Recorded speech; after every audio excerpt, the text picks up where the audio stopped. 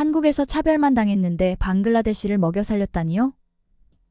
여기 방글라데시의 한 가정에서 한 여성이 한국에 대해 궁금증을 갖고 질문을 하고 있는데요. 대체 무슨 사연인지 들어보도록 하죠. 안녕하세요. 저는 방글라데시에 사는 샤일라라고 합니다.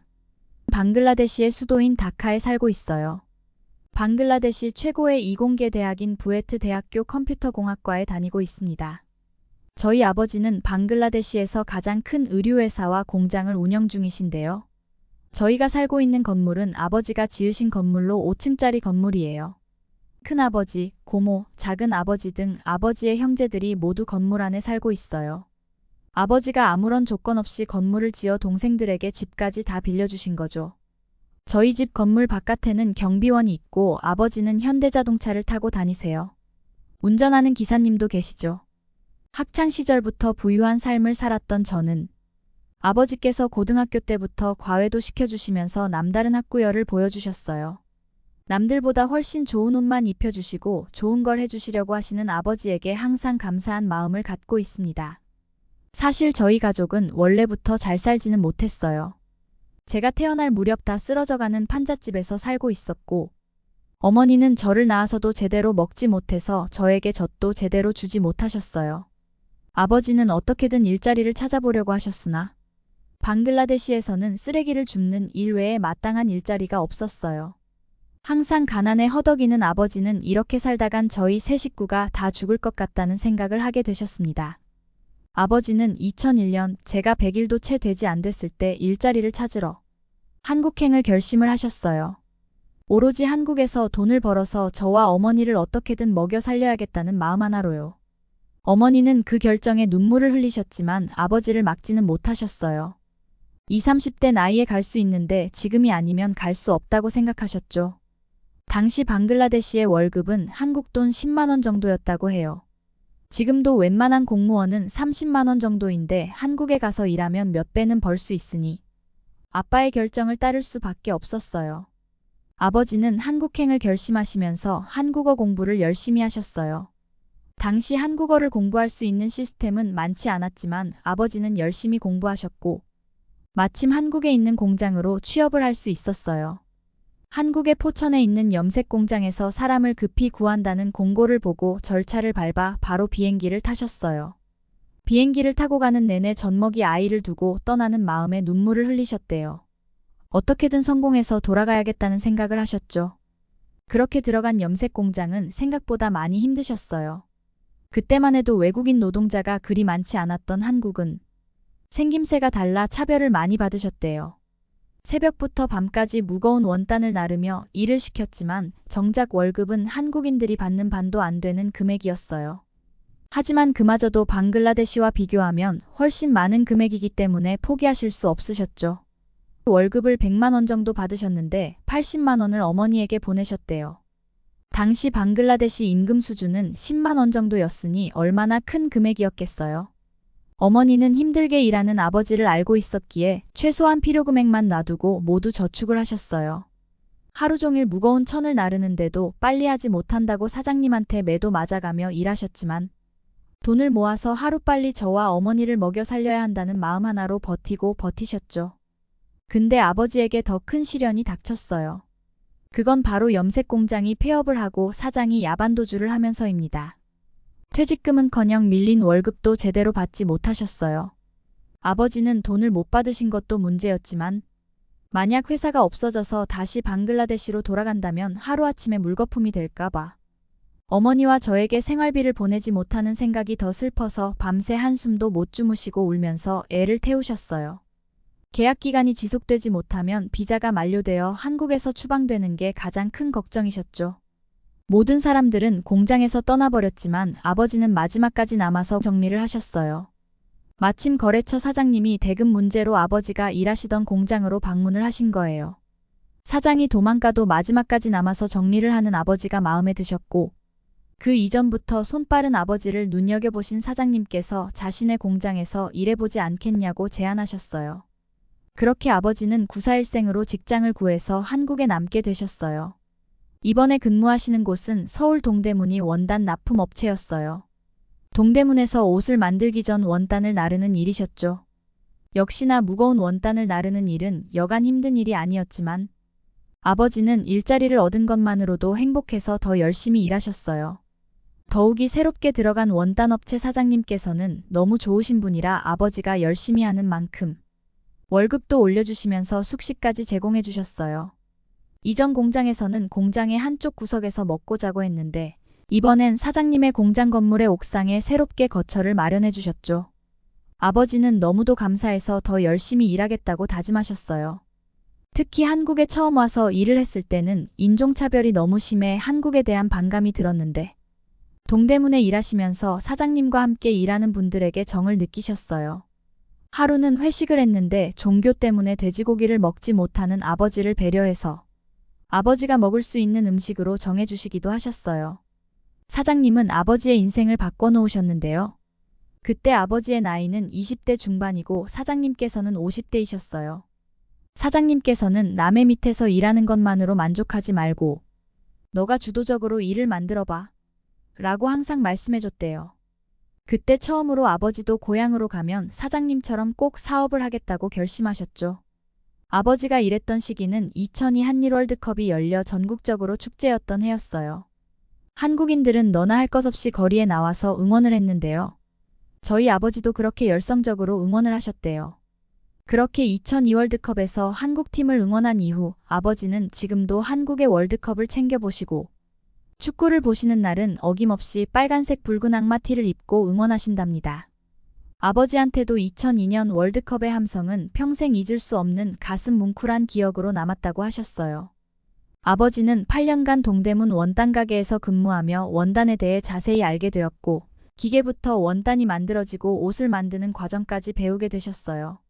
아버지가 일했던 곳은 원단 가게였지만 사장님은 건물을 지어 옷을 제조도 하셨고 성실하게 일했던 아버지에게 많은 사업 노하우를 알려주셨습니다. 아버지가 한국을 사랑하게 된 이유가 하나 더 있었는데요.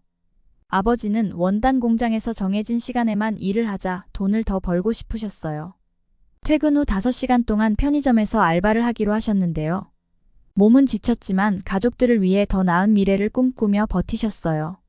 하지만 무리였는지 며칠 동안 식욕도 없고 머리도 아파 일을 하는데 너무 힘드셨나 봐요. 아버지와 함께 일하시는 직장 동료분들은 병원이라도 가보라고 권유하셨지만 병원비가 아까워서 그냥 참고 일을 하셨대요. 평소처럼 일을 마친 후 출근을 해서 편의점에 물건을 진열 중이셨어요. 갑자기 심한 어지럼증에 사로잡혀서 바닥에 쓰러져 버리고 말았어요. 전조 증상도 없이 그냥 일하다 갑자기 고꾸라져 버려서 당장 도움을 청할 수도 없었대요. 마침 우연히 편의점에 들린 손님이 아버지를 발견하고 즉시 심폐소생술을 하셨어요. 옆에 계셨던 분은 119에 신고하며 구급차가 올 때까지 심폐소생술을 하셨고 병원으로 실려가신 아버지는 바로 치료를 받으셨어요. 알고 보니 아버지를 발견하신 분은 현직 경찰관이셨던 거예요. 의료시설이 열악한 방글라데시에서 그런 일을 겪었다면 아마 바로 죽었을 거라고 하셨죠. 한국에서 아버지에게 심폐소생술도 해주고 병원까지 빠르게 이송해줘서 한국이 아버지를 다시 살게 해줬다며 한국이 살려준 목숨이라고 입버릇처럼 말씀하셨어요. 퇴원할 때는 병원비가 걱정이었는데 사장님께서 모두 지불해 주셨습니다.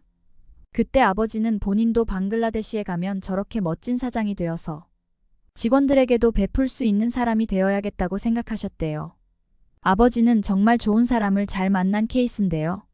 당시 한국에는 외국인 노동자의 차별이 많아서 아버지와 함께 오신 친구분들은 아버지가 다녔던 첫 공장처럼 월급도 떼이고 구박도 많이 받으셨대요. 아버지는 당시 첫 공장이 망해버려서 야반도주를 한 사장이 그렇게 원망스러웠는데 지나고 보니 다 아버지에게 도움이 되었다고 하셨어요.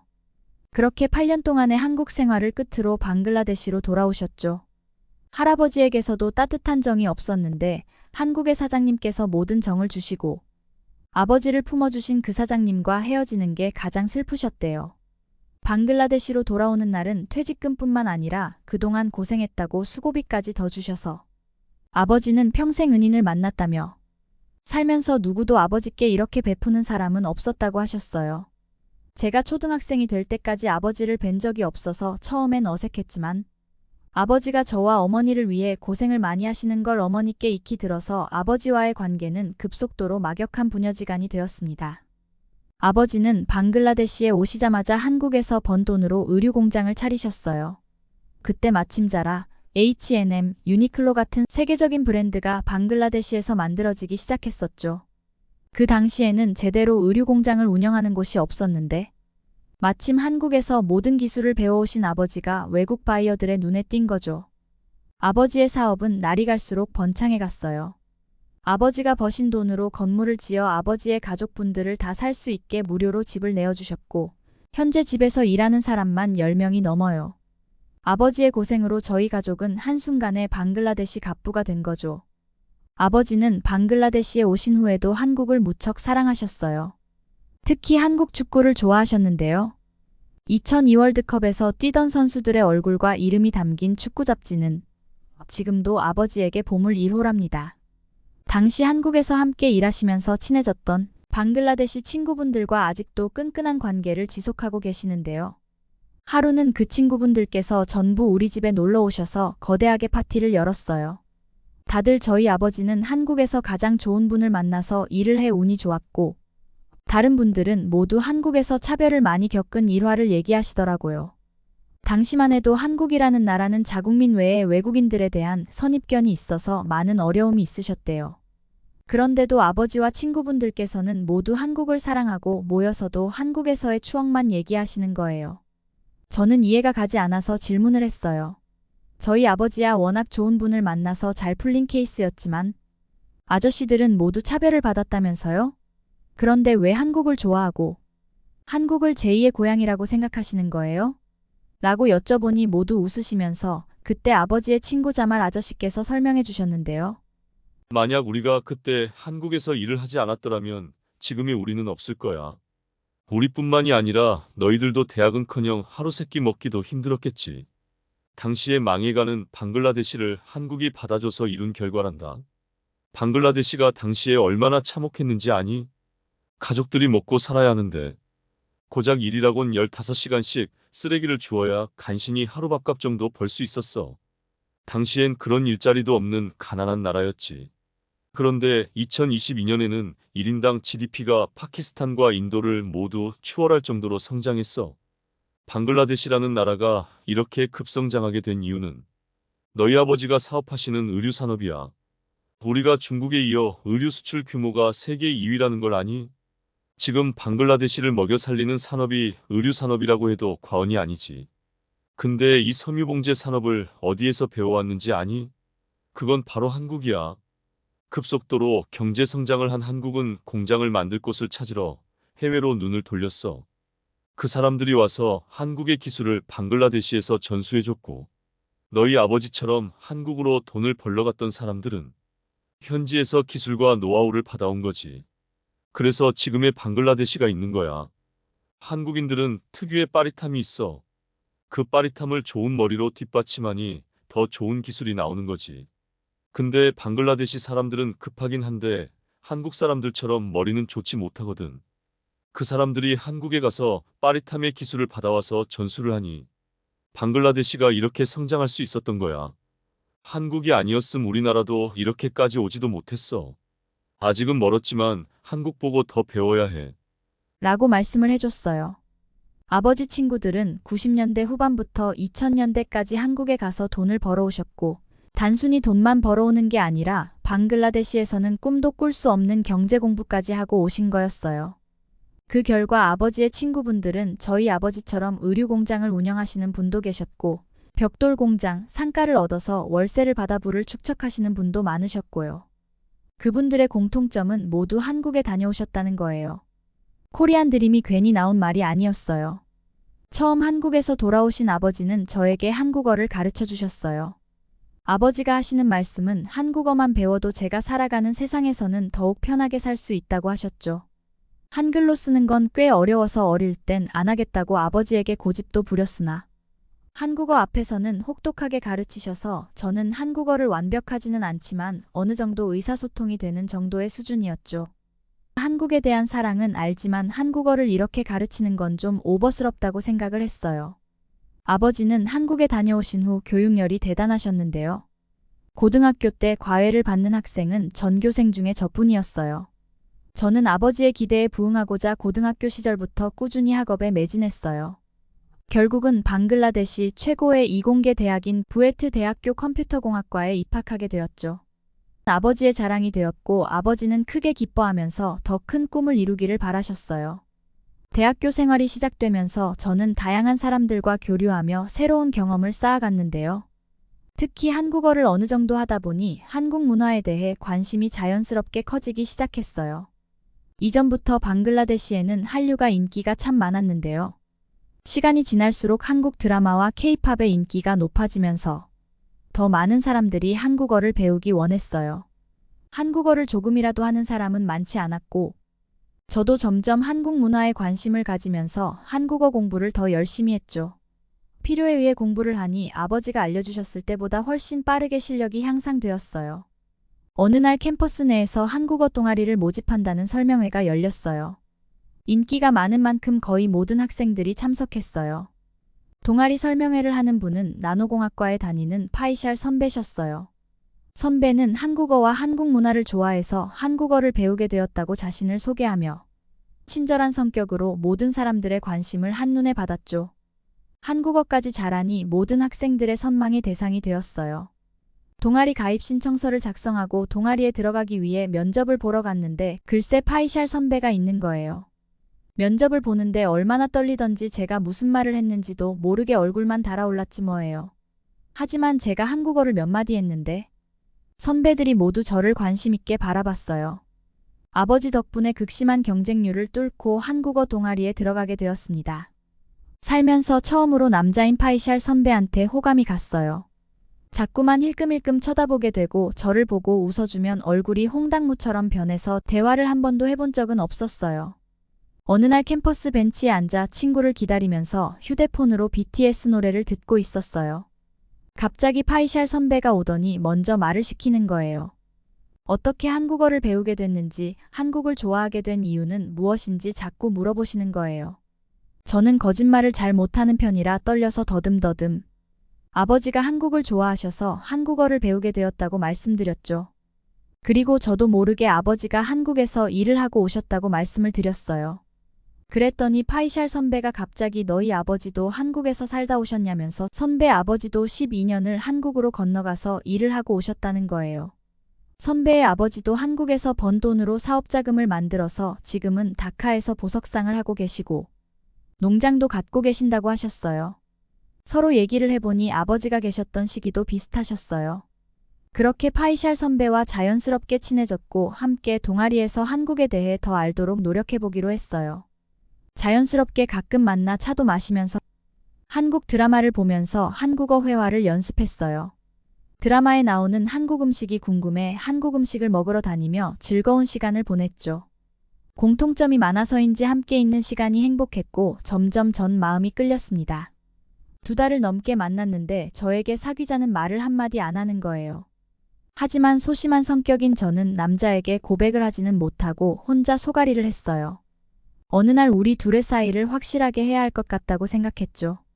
그래서 선배는 나에 대한 마음이 어떤지 궁금하다고 이렇게 가까이 지내면서 왜 나를 헷갈리게 하냐고 물었죠. 솔직히 처음엔 부끄럽다가 어느 순간 화가 나서 따지듯이 물었어요. 한참 동안 생각하더니 이내 대답하기 시작했어요. 나는 너를 좋아하고 너와 함께하는 시간이 즐겁고 행복해서 내 여자친구가 되었으면 좋겠어. 하지만 선뜻 너에게 말을 하지 못하는 이유는 내가 학교를 졸업하고 한국으로 유학을 갈 거라서 괜히 사귀고 헤어지게 되면 너를 힘들게 할 것 같아서 그랬다고 했어요. 그 말을 듣고 차마 아무 말도 못하고 헤어졌습니다. 저는 고민에 빠졌어요. 만약 서로 사귀게 된다면 곧 헤어질 게 뻔하고 그렇게 된 후가 더 두려웠죠. 그러나 저는 더 이상 자신을 숨길 수가 없겠더라고요. 그래서 파이샬 선배를 학교 근처 카페로 불러 떨리는 마음을 진정시키며 말했어요. 선배와 함께 지내면서 서로에 대해 많이 알게 되고 서로에게 정말 특별한 사람이라고 생각하고 나는 선배를 좋아해요. 사귀게 되어도 금방 헤어질 게 뻔하니 어떻게 대답해야 할까 고민했지만 선배를 놓치면 더 많이 후회하게 될 것 같아요. 라고 말했죠. 선배는 저를 바라보며 한동안 말을 잇지 못하다가 조심스럽게 대답했어요. 사실 너에게 사귀자고 10번은 더 말하고 싶었는데 내가 한국으로 떠나게 되면 너에게 상처가 될까봐 말하지 못했다고 대답했어요. 마음이 아팠지만 진심을 알게 되어 기뻤어요. 우리에게 주어진 시간이 얼마나 남았든지 간에 함께하고 싶다고 비록 떨어져 있어도 서로를 응원하고 지지해주자고 대답했죠. 저의 마음에 감동받은 선배는 저의 손을 꼭 잡으며 너와 함께하는 모든 순간이 소중하고 우리 함께 있는 추억을 더 많이 쌓자며 한국에 가서 떨어져 있다 해도 마음은 변하지 않을 거라고 대답했죠. 선배는 1년 남은 시간 동안 서로 사랑하자고 하며 사귀기로 했어요. 함께 데이트를 하는 시간은 주로 한국 음식을 먹으면서 보냈는데요. 하루는 아버지와 자주 가는 음식점을 데려갔어요. 유명한 한국 음식점인데 한국식 김밥, 떡볶이, 김치 부침개 이런 음식이 많이 나오고 아버지 말로는 여기가 방글라데시에서 한국 음식을 가장 잘하는 곳이라고 하셨거든요. 파이샬 선배를 데리고 가서 잡채와 김밥, 비빔밥을 주문했어요. 음식이 나오자 눈이 반짝여서 쉬지 않고 먹었죠. 선배도 한국 음식을 좋아하지만 이렇게 맛있는 곳은 처음이라면서 한국에 가게 되면 이 메뉴들을 주로 먹어야겠다고 했어요. 한국 영화를 보며 한국 음식을 먹고 한국 음악을 들으면서 함께 지내는 시간이 길어질수록 서로에 대한 마음이 깊어갔죠. 한 학기만을 남겨두니 마음이 더욱 조급해지면서 이러다 몇 년 동안 못 볼 것 같다는 생각을 하니 숨이 턱턱 막혔어요. 집에 가면 저도 모르게 울상이 되고 기분이 안 좋았나 봐요. 아버지가 저에게 무슨 문제라도 있냐고 왜 그렇게 매일 기분이 안 좋냐고 여쭤보셨죠. 저는 아버지에게 말씀드렸어요. 남자친구가 생겼고 서로를 사랑하는 마음이 깊은데 한 학기 지나면 한국으로 유학을 갈 예정이라서 고민이 많다고요. 그러자 아버지는 편하게 한번 만나보고 싶다면서 남자친구를 유학 가기 전에 집으로 한번 초대하라고 말씀을 하셨어요. 선배에게 말했더니 아버지가 부르시면 당연히 가야지 하고 흔쾌히 대답해줘서 아버지에게 인사를 드리기로 했어요. 파이샬은 한 손에는 꽃다발을 들고 한 손에는 한국 사람들이 좋아하는 복분자 술을 들고 저희 집에 방문했어요. 한국식으로 인사드리고 싶어서 특별히 준비했다고 하니 아버지는 환대를 하시고 엄마는 꽃을 얼마 만에 받아보는 거냐며 입이 귀에 걸리셨어요. 아버지는 파이샬에게 구체적인 미래에 대해 물어보셨어요. 어떤 걸 공부할 생각이냐고 물어보니 저는 한국에서 컴퓨터공학 석사 과정을 밟을 예정입니다. 미래는 인공지능 시대인데 한국은 IT에서도 가장 앞서 나가는 나라잖아요. 그 분야에서 1인자인 한국으로 건너가 첨단 기술을 배우고 그 기술로 다시 방글라데시로 와서 IT와 AI 산업을 발전시키고 싶어요. 라고 대답을 했어요. 보기 드문 젊은이라고 극찬하시면서 한국에서 배워온다면 뭐든 이룰 수 있을 거라며 굉장히 흡족해 하셨어요. 아버지는 갑자기 한참 생각에 잠기더니 저를 보면서 말씀하시는 거예요. 저에게 한국에서 공부를 하는 것이 어떻겠냐면서요. 아버지는 이미 예전부터 저를 한국으로 보내서 더 많이 공부하고 더 배우길 원하셨대요. 같은 시기에 유학을 가진 못하겠지만 파이샬이 가서 자리를 잡고 그때도 서로의 마음이 변하지 않는다면 결혼을 해서 한국으로 가서 함께 유학을 하고 오는 게 어떻겠냐고요. 저는 아버지의 제안에 눈이 반짝였습니다. 아버지가 워낙 한국이라는 나라를 좋아하셔서 저도 깊은 관심을 갖고 있었고 만약 선배와 함께 결혼을 해서 유학을 가는 건 헤어지지도 않고 공부까지도 할 수 있다고 생각했죠.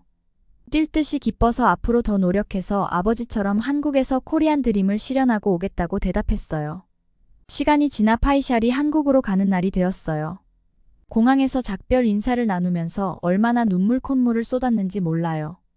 그렇게 파이샬은 한국으로 떠나고 저는 마지막 대학 생활을 마치기 위해 남은 1년을 정말 열심히 보냈습니다. 파이샬과 함께 한국의 생활과 학업에 대해 이야기하며 한국에 대한 기대감을 키웠어요. 파이샬이 한국으로 떠난 후에도 저는 항상 함께 데이트했던 장소를 떠올리며 그리워했고 영상통화도 하며 사랑을 이어나갔어요. 그렇게 1년이 지난 후 저희의 사랑은 결실을 맺어 결혼식을 올리고 함께 한국으로 공부를 하러 떠났습니다. 한국으로 처음 도착했던 인천공항은 도착하자마자 너무 놀랐어요. 최첨단 미래도시처럼 영화에서만 보던 곳이었어요. 저희 다카공항이랑은 차원이 다르게 어마어마한 규모에 놀랐어요. 그리고 전문적인 공항 직원들은 저희가 도착하자마자 프로페셔널하게 자신의 일을 하고 있었어요. 아버지가 왜 그렇게 한국을 찬양했는지, 한국 때문에 방글라데시가 먹고 살게 된 건지 입이 닳도록 말씀하신 이유가 있었어요. 한국인들은 부지런하고 근면성실해요. 그리고 제가 놀란 건 한국인의 청결도예요. 한국인들은 정말 깨끗하고 어딜 가도 쓰레기 하나 없고요. 항상 머리에선 향기로운 샴푸 냄새가 나죠. 새벽부터 분주하게 일을 하러 다니는 한국인은 모든 시설들이 미래도시처럼 로봇과 기계로 작동을 하는 것 같아요. 근데 또 사람들은 그렇게 따뜻할 수가 없어요. 아버지와 아버지의 친구들이 한국의 향수에 젖어 그리워하는 이유를 알게 되었습니다. 저는 한국에서 첨단 기술과 문화를 배워서 방글라데시에 도입해서 저희 나라가 더 잘 사는 나라가 되도록 노력하기로 마음먹었어요. 한국에서의 유학 생활을 통해 도전과 경험을 해서 다시 돌아가게 된다면 아버지의 기대에 부응하여 더욱 발전된 방글라데시를 위해 노력하기로 마음먹었습니다. 아직은 갈 길이 많이 멀지만 더욱 노력해서 한국처럼 잘 사는 나라가 되었으면 좋겠습니다. 저의 사연 들어주셔서 감사합니다. 오늘 사연 어떠셨나요? 2001년에 한국에 오셨다면 그때만 해도 한국에는 외국인 노동자가 많지 않으셨죠. 그렇기에 차별도 당하셨을 텐데요. 힘든 시기를 겪고도 한국의 좋은 점만을 배워서 방글라데시로 돌아가 부를 축적하셨다니 정말 대단하십니다. 정말 감동적인 이야기였어요. 훗날 꼭 방글라데시에서도 큰 획을 긋는 분들이 되셨으면 좋겠습니다. 오늘의 사연은 여기까지입니다. 사연이 마음에 드셨다면 좋아요와 구독 부탁드려요. 시청해주셔서 감사합니다.